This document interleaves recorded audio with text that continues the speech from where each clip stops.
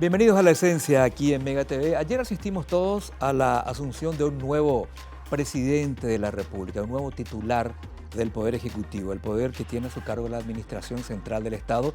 Y ahí es cuando nos preguntamos en Paraguay, ¿cuándo comenzamos a tener una figura que más o menos coincida con lo que es el concepto que hoy tenemos del Ejecutivo? ¿Cuándo empieza eso? ¿Fue con posterior a la independencia? ¿Fue antes?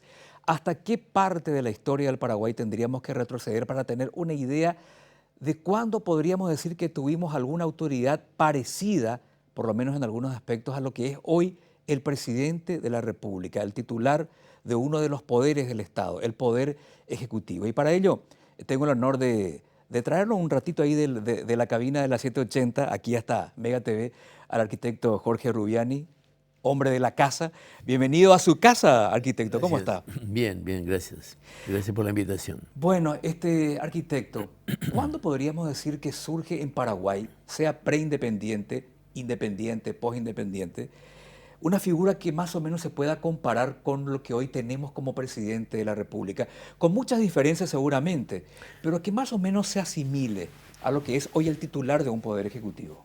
Curiosamente, aunque lógicamente fueron los primeros gobernantes que tuvo el Paraguay con la independencia, porque ellos tenían en la mente y tal vez en el corazón la vigencia de monarquías feudales que duraron miles de años, con protocolos bien pautados, con procedimientos bien medidos, con simbolismos del poder que se respetaban mucho. Y entonces ellos intentaron de alguna manera perder todas las características de la ligereza, de la frivolidad de los reyes, del desconocimiento de muchas cosas sobre el poder, sobre el territorio que gobernaban, pero mantuvieron a toda costa ciertos mecanismos, la majestad del poder. Francia, a su manera, se rodeó de esa majestad. Los López incluso cuidaron de pautar procedimientos que se parecían mucho a los de los monarcas, pero que tenían la conciencia de que no se tenía que perder respeto al poder, no se tenía que perder respeto a la autoridad, y había incluso decretos que pautaban la conducta de los ciudadanos ante la presencia del presidente de la República. Y se lo ve a López, a Carlos Antonio, en algunos grabados, presidiendo una presentación de armas, como se hacía en los tiempos reales, con el mismo protocolo real, sin ninguna modificación, porque era necesario, cuando derrocamos una monarquía, era necesario mantener el respeto hacia el poder. Fundamental, porque eran todavía pueblos indisciplinados, porque eran pueblos que no conocían ciertos mecanismos de la ley y cosas así. Entonces, cuando terminan los López, que continúa Francisco Solano casi con, con mayores acentos sobre esa forma de vida, cuando termina eso, empieza la Constitución, se nos impone una Constitución que era mucho más difícil de entender. Variopea era el asunto. ¿Qué es la Constitución? Y en ese marco, tampoco los gobernantes o los políticos sabían mucho de cómo actuar dentro de los límites democráticos que imponía la Constitución, y fundamentalmente la alternabilidad en el cargo. Tanto cuidado tuvieron en la alternabilidad que muchas veces hicieron golpes de Estado, pero subía el presidente, se cambiaba todo el gabinete, pero el vicepresidente subía para respetar lo que decía la Constitución. Para que esa sucesión pueda darse, verificarse en la realidad. En la realidad, de manera relativamente normal, aunque en 2 o 3 circunstancias no fueron nada normales. Ujú, ujú. Yo le decía antes del programa que vengo de una época en que nos enseñaban la historia del Paraguay a saltos, no a saltos, sino a saltos. Sí. Francia y sus dictaduras, podría ser Carlos Antonio López, Francisco Solano López, y ahí había como un salto hasta 1954, Alfredo No, Stroessner. hasta la guerra del Chaco. Sí, pero no tanto tampoco. Se Sí. enfatizaba más en los personajes que yo le estoy mencionando. Sí, también Estigarribia en algún sentido, pero tantos presidentes han pasado que no nos han contado por lo menos sus aspectos más interesantes y trascendentes. Ayer leí, algunos decían el presidente número 52, por ejemplo, por el que asumí Sí. ayer, y decían, pero se hacía la salvedad de que es la presidencia número 55 porque hubo presidentes que Sí. repitieron. Es muy difícil establecer un número, ¿no? Exacto. Pero de todas maneras, ¿se tiene una idea de cuántos presidentes hemos tenido, arquitecto? Yo hice varias veces el contaje, pero nunca me salieron cifras iguales, porque en algún momento muy breve hubo 4 presidentes en un año, en 1912 y en 1948, por ejemplo, 1949. Y después tuvimos juntas de gobierno, tuvimos presidentes electos por fuera de los mandatos por el Parlamento Nacional y tuvimos un presidente que duró 7 horas en el cargo, que la gente no le cuenta normalmente, que fue Facundo Machaín. Entonces es muy difícil hacer una verificación exacta de los presidentes que pasaron, pero una vez un argentino me dijo, los pueblos como los niños tienen que manifestarse, tienen que gritar, tienen que desarrollarse actuando. Y en el Paraguay muchas cosas no se pudieron consolidar porque no hemos tenido tiempo de hacerlo, o cuando tuvimos excesos de tiempo tampoco lo hicimos. Nosotros tenemos 200 y pico de años de vida independiente. De esos 200 años, casi la mitad el cargo fue ocupado por solo 3 mandatarios, que fueron Francia, Carlos Antonio López y Stroessner. 85 años Imaginemos. 85 años y palitos gobernaron solo 3 personas. Y en esas condiciones, salvo el caso de López por algunas cuestiones esenciales, en ese espacio de tiempo, y esas personas no previeron absolutamente la consolidación de las instituciones, por el tiempo que tuvieron, no tuvieron la voluntad de dejar algo más que el recuerdo de sus mandatos, y nada más. Y contradictoriamente, en los años que mencioné, hubo 4 presidentes en un año. Y esos 4 presidentes determinaban un comenzar de cero todo. Cambiaban los intendentes, cambiaba el gabinete, no se podían consolidar políticas de Estado, no se podían consolidar instituciones, mecanismos, protocolos de trabajo, nada absolutamente. Y cuando tenemos un tiempo augural de un nuevo presidente, esperamos que esas cosas se conozcan para superarlas. Una cuestión fundamental del ser humano es saber el diagnóstico de su mal para tomar la medicina correspondiente. Acá sabemos el diagnóstico de nuestros males, sabemos cuáles son nuestros males, pero hay una reticencia feroz a aplicarnos la medicina correspondiente. Vamos al doctor, pero no seguimos sus Ni recetas. siquiera nos vamos al doctor, vamos a la médica Chaé que nos dice lo que tenemos que hacer. Exactamente. Arquitecto, ¿cuál fue el primer órgano ejecutivo del Paraguay independiente? Cuando van y le dicen a Velasco queremos independizarnos, ¿cuál es la figura que se toma ahí para administrar el naciente, diga, no sé si decir Estado paraguayo, no sé si técnicamente es el correcto? Bueno, vos decías que nos enseñaron las cosas en forma parcelada por asaltos. Sí.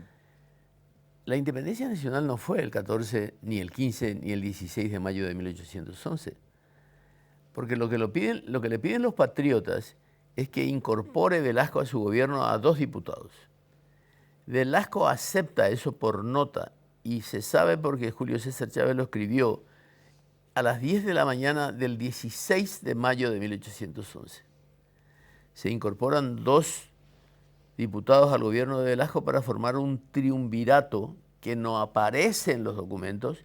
Velasco admite la presencia de 2 diputados solamente a su gobernación, y uno de ellos es otro español y uno de ellos es paraguayo. Y los 3 juran lealtad a Fernando VII. Obviamente no estamos hablando de ninguna independencia, pero a nosotros nos metieron a palos, garrotes y homenajes que la independencia fue el 15 de mayo. El golpe empezó en la noche del 14 de mayo, pero terminó el 16 de mayo con la incorporación de 2 diputados. Y el 9 de junio del mismo año le descubren a Velasco una nota que mandaba un tal Carlos Genovés de Montevideo, donde estaba el único gobierno español todavía vigente, Y entonces ahí le dicen, no se preocupe, vamos a ayudarle para sacar a esa gente del camino. Y entonces lo sacan a Velasco y convocan el Congreso del 17 de junio, y el Congreso del 17 de junio, que continúa hasta el 23, forma una Junta Superior Gubernativa de 5 miembros. Junta Superior Gubernativa de 5 miembros, que jura lealtad a Fernando VII. Yo creo que somos independientes realmente desde la nota del 20 de julio del doctor Francia, cuando dice, no vamos a cambiar unas cadenas por otras, no vamos a pasar de la sartén española al fuego de los porteños, y a partir de ahí se concibe un procedimiento que conduce a la formación de un Estado, de una entidad nacional independiente, que como todas las cosas, como la Fundación de Asunción, que empieza con una choza pajiza, sí, dice Carlos Ubizarreta, que después se convierte en una ciudad. Entonces también los gobiernos iniciales fueron propendiendo a la formación de una entidad nacional independiente que se concreta ya con una figura reconocida en el léxico político de la historia, la República del Paraguay, la primera en Sudamérica, el 12 de octubre de 1813. Así que las cosas tienen, no solamente que nos enseñan asaltos, sino que nos enseñan mal, y nosotros aprendemos peor y lo interpretamos como se nos antoja cuando tenemos que discutir en una cerveceada sobre la historia nacional. O sea que el cumpleaños del Estado paraguayo es en el año 1813. Por usar un término corriente, arquitecto, usted me disculpará.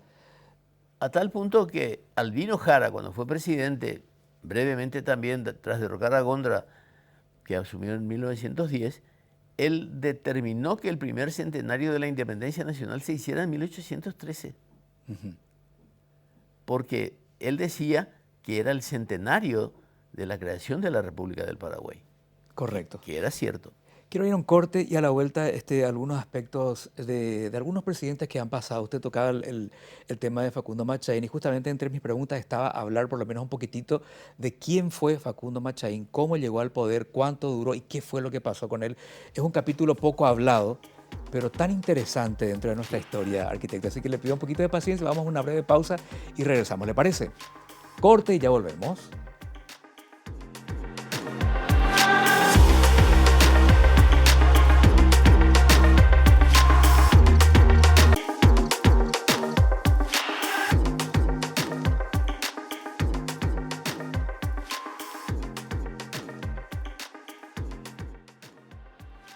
Seguimos en la ciencia aquí en Mega TV, lógicamente un tema demasiado apasionante que en el tiempo que tenemos en este programa, bueno, no nos alcanzaría.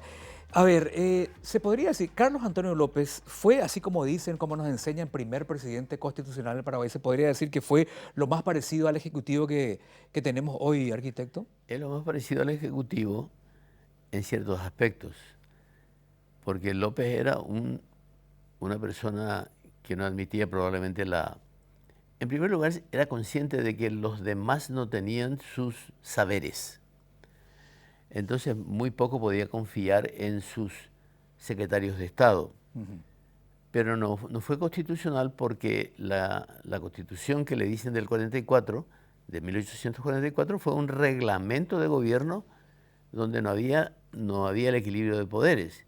Él convocaba al Congreso Nacional, el Ejecutivo convocaba al Congreso Nacional cada 10 años, y el Poder Judicial a veces era él mismo, porque él daba las últimas providencias de casos difíciles, por ejemplo, y para eso están los archivos. Hay casos famosos que la última providencia, o sea, la sentencia, la hacía Carlos Antonio López. Entonces no había equilibrio de poderes. Ahora tampoco hay, pero... Ahora están las letras en el no, papel. No, en las letras, pero el equilibrio de poderes no puede haber cuando un poder puede controlar y destituir a los otros y nadie puede tocar nada de ese poder. Absolutamente. Bueno, entonces, incluso muchos de ellos que llegan por elección popular, que después por un juicio político pueden ser desalojados. ¿Qué pasó con la voluntad popular ahí? Sí, no, pero aparte de eso, bueno, ese es... Otro tema. No es tema de esta discusión, pero definitivamente López no fue fue el primer presidente del Paraguay por la forma de gobierno que se había adoptado, pero no fue constitucional. La Constitución real aparece recién copiada aparece en 1870, el 25 de noviembre. Justamente ahí quería llegar. La guerra contra la Triple Alianza, un país sitiado, un país invadido, un país donde se le imponía las decisiones. ¿Qué figura se adopta inmediatamente después de la muerte de López y todo lo que vino después? ¿Qué se instala como gobierno en este país? Bueno, el primer gobierno que se instala se instala antes de terminar la guerra, cuando la guerra todavía se desarrollaba aquí cerca. Acá se forma el triunvirato el 15 de agosto de 1869. Correcto. 15 de agosto del 69. Se instala un gobierno digitado por los brasileños, por los aliados, a tal punto que cuestionaron la presencia de Cut en ese triunvirato y le ponen a Cirilo Antonio Rivarola, que era un sargentucho que acababa de ser liberado tras ser preso en el campamento de Cerro León, el 25 de mayo anterior. El 25 de mayo anterior era soldado paraguayo y el 15 de agosto del 69 también ya era miembro del triunvirato. Entonces ese triunvirato queda acéfalo y se decide elegir un gobierno, un presidente provisorio, y como estaba reunido la convención para hacer la Constitución del 70, esa convención elige por la casi totalidad de los votos a Facundo Machaín, joven jurisconsulto paraguayo que había egresado de la Universidad de Chile y que tenía entonces 24 años. ¿Qué pasó con Facundo Machaín? Él es electo presidente y a la noche, cuando él se retira, cuando le comunican a Rivarola que tenía que entregar, hay buenos deseos como en los discursos de ayer, y ahí Facundo Machaín se retira le invitan incluso a tomar unas copas, él declina y va a su casa a descansar. En el momento en que él se retira de la cena, empiezan a trabajar los conspiradores para sacarlo de vuelta. No era lo que queríamos, no queremos, bla, bla, bla. Las razones que fueren, era demasiado inteligente o tal vez sabía más que nosotros, y deciden sacarlo con una activa participación de representantes de la Alianza, sacarlo a Machaín.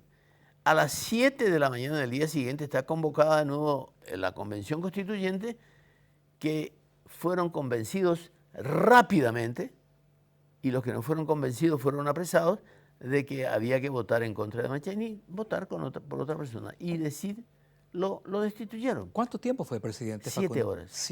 Facundo Machaín fue presidente de la República del Paraguay durante 7 horas. A los 24 años. ¿Fue el que menos duró? Definitivamente, el que menos duró. Hubo otros que compitieron seriamente como Pedro Pepeña, Manuel Góndora en sus 2 presidencias, Raimundo Rolón después, pero definitivamente fue el que menos duró. Tuvimos muchos presidentes asesinados en el ejercicio del poder, durante el ejercicio del poder, digamos. El único presidente asesinado en el ejercicio del poder fue Juan Bautista Gil, el 12 de abril de 1877, cuando hubo un complot de Molas, Goiburú y los hermanos Godoy, y lo asesinaron en plena calle a las 10 de la mañana porque daban las campanadas de la Catedral de Independencia, esquina Presidente Franco, actuales, de un escopetazo en el que cargaron de todo, una especie de cañoncito, y lo mataron a las 10 de la mañana. Y esos mismos complotados, siguiendo el camino de la Recoleta, en donde está cerca del Colegio Americano, le mataron al hermano ministro de Guerra y Marina, Emilio Gil. En el mismo día los 2 hermanos. ¿Y expresidentes? ¿Que han sido asesinados? Y Cándido Pastor Vareiro, el 4 de septiembre de 1880, le acomete una enfermedad fulminante y los parientes de él, los descendientes, dijeron que fue envenenado y lo matan el 4 de septiembre de 1880. Y después hubo un presidente que muere de un infarto, Manuel Franco, el 19 de junio de 1819, y después Estigarribia en un accidente de aviación el 7 de septiembre del 40. O sea, tenemos muchos casos de presidentes que de alguna manera han visto interrumpidos sus mandatos. Algunos por asesinato, sí. En el caso que usted mencionaba, otros por... Y los expresidentes que mueren son Facundo Machaín en la matanza de la cárcel pública, un asesinato bárbaro, que fue el 29 de octubre de 1877, y Cirilo Antonio Rivarola en el casi año nuevo de 1879 a las 9 de la noche en plena calle Palma, de 17 puñaladas. Si vamos a hacer un balance entre presidentes civiles y militares, ¿quiénes tienen más peso en la historia? Me refiero a cantidad. Evidentemente fueron civiles, Civiles. porque la Constitución del 70 impone también ciertos rigores para el predominio de militares que podían perpetuarse en el poder, como fue el caso de muchas naciones latinoamericanas, por ejemplo, y como fue el caso de Stroessner después. Hablando de, bueno, estoy haciendo lo que siempre odié, ¿no? Es contar la historia a saltos. Es por el poco tiempo que tenemos. No debería ser así. Después le voy a preguntar qué material nos recomendaría usted para leer esa parte de la historia que no entendemos, que no sea Wikipedia, ¿no? Que Sí. sea un libro donde narren la sucesión de los presidentes, así como sucedieron. Pero Alfredo Stroessner llega al poder en 1954. Sí. Se queda en el poder con algunas variaciones que manda a hacer a la Constitución Nacional hasta 1989. Golpe de Estado. Como el golpe de Estado no es una figura para sacar del poder constitucionalmente a un presidente, entonces se utiliza la figura de la renuncia. Hay un escueto papel donde él renuncia Sí. al cargo. ¿Qué figura recuerda usted? Yo por lo menos no recuerdo, se utiliza para que Rodríguez asuma esa presidencia provisoria hasta mayo, cuando se llaman a elecciones. ¿Usted recuerda? No había vicepresidente en ese entonces. No, yo creo que le decían como presidente provisorio, aunque se cuidaban de... Porque el presidente provisorio porque tiene esa ambigüedad del provisoriato que no le permite ejercer ciertas prerrogativas que puede tener un presidente con un mando efectivo concedido por la Constitución Nacional, por ejemplo. Y fue presidente provisorio a pesar de que en realidad no se ha estudiado todavía esa parte. Y yo no creo que no se haya estudiado, sino que nadie se atrevió todavía a llamar las cosas por su nombre. Esa fue una crisis de gobierno que en esa ocasión se resolvió a cañonazos. Sí. Y se hizo ese procedimiento porque se tuvo una venia de la embajada norteamericana, o del gobierno norteamericano, que participó activamente de esa primera etapa, y hoy le llaman significativamente corrupto a alguien, pero antes decían no tiene credenciales democráticas, que fue la descalificación que recibió Lino César Oviedo. Sí, por y ejemplo. otros más. No tiene credenciales Democráticas. democráticas. Le suspendemos la visa. Y ahí es donde también todo parece remitirse a que tenemos que cumplir la Constitución en ciertas cosas.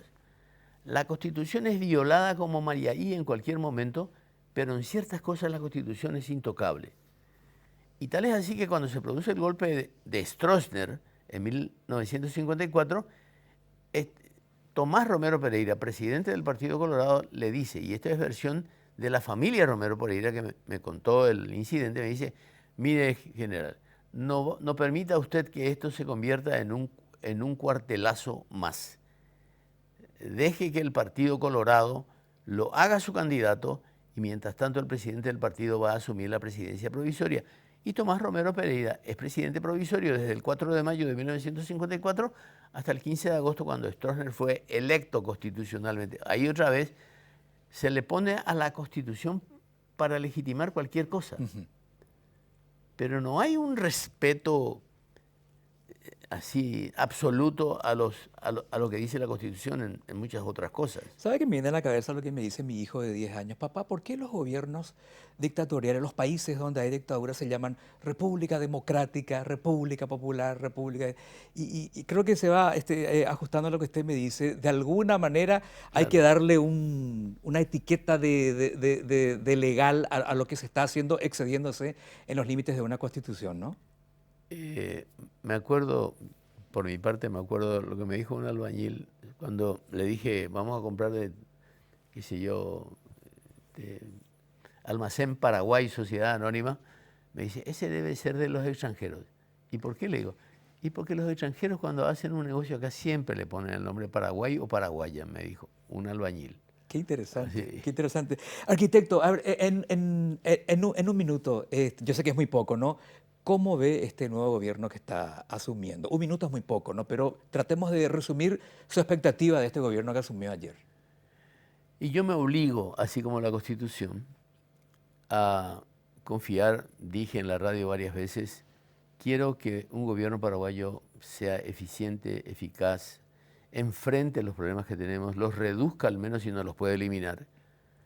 Quiero ser optimista con cada gobierno que empezó y conste que muchos tenían los fulgores del saber, del conocimiento y una declamación absoluta en contra de todo lo malo. Y lo de Santiago Peña fue una hermosa declamación ayer, pero no estoy seguro que se pueda hacer todo lo que él dice con algunos personajes que le fueron impuestos evidentemente en el gabinete, porque definitivamente la lógica y la estadística nos dice que no van a hacer lo que él quiere. Correcto. Y por la misma actitud que tiene Santiago Peña, por su formación, etcétera, no es de los que golpean la mesa para imponer su voluntad, no su voluntad, sino para imponer lo que sea necesario. Alguna vez dije, para gobernar hay que golpear la mesa muchas veces, bramar muchas veces y dar muchas patadas en los traseros. Correcto. Es la única manera. Muchísimas gracias. Al arquitecto ustedes lo pueden seguir escuchando y todas las noches lo pueden hacer a través de la 780 de Radio 1 de Marzo. Arquitecto, un honor. Gracias, Juan. Hasta la próxima en La Esencia.